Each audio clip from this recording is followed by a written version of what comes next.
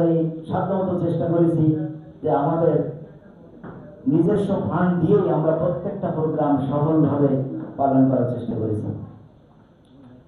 তো অত্যন্ত দুঃখের সাথে আজকে আমাদের অত্যন্ত ভালোবাসার দল এবং ধীরে ধীরে গড়া একটা সংগঠন নেতা কর্মীদের বা আমাদের নেতাদের কর্মীদের মূল্যায়ন করা হয়নি বিধায় এখান থেকে বেরিয়ে আসতে হচ্ছে, পিছিয়ে আসতে হচ্ছে।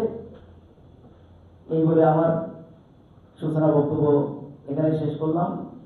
সাতক্ষীরা জেলা জাতীয় নাগরিক পার্টির পক্ষ থেকে আমি সিএম নাজমুল ইসলাম প্রেস বিজ্ঞপ্তি পাঠ করছি। সাতক্ষীরা জেলায় জাতীয় নাগরিক পার্টির নেতাকর্মীদের সাংগঠনিক প্রতিবাদ ও গণপদত্যাগের সিদ্ধান্ত। সাতক্ষীরা জেলায় দীর্ঘদিন সংগঠনের কোনো পূর্ণাঙ্গ কমিটি না থাকলেও দলের বিভিন্ন কর্মসূচি ও সাংগঠনিক কার্যক্রমের ত্যাগ, শ্রম ও সময় দিয়ে সক্রিয় ছিলেন অসংখ্য নেতাকর্মী। কিন্তু সম্প্রতি প্রকাশিত জেলা কমিটিতে মাঠ পর্যায়ে দীর্ঘদিন কাজ করা অধিকাংশ নেতাকর্মীকে যথাযথ মূল্যায়ন করা হয়নি।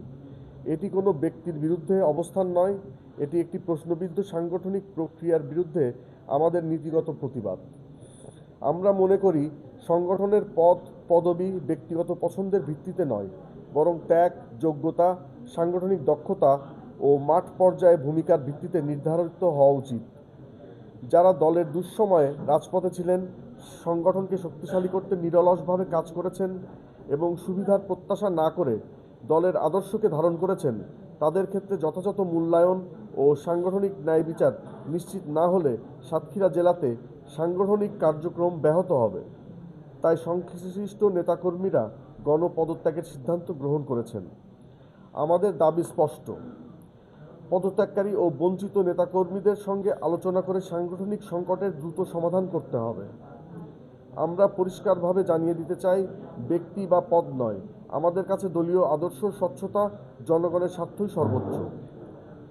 ব্যক্তি নয়, আমাদের প্রতিবাদ সাংগঠনিক অবমূল্যায়নের বিরুদ্ধে। তাই আগামী 72 ঘন্টার মধ্যে যদি কমিটি পরিবর্তন না হয়, তাহলে এটাই চূড়ান্ত গণপদত্যাগ হিসেবে গণ্য হবে। প্রতিবাদকারী ও পদত্যাগী নেতৃবৃন্দ, জাতীয় নাগরিক পার্টি, সাতক্ষীরা জেলা।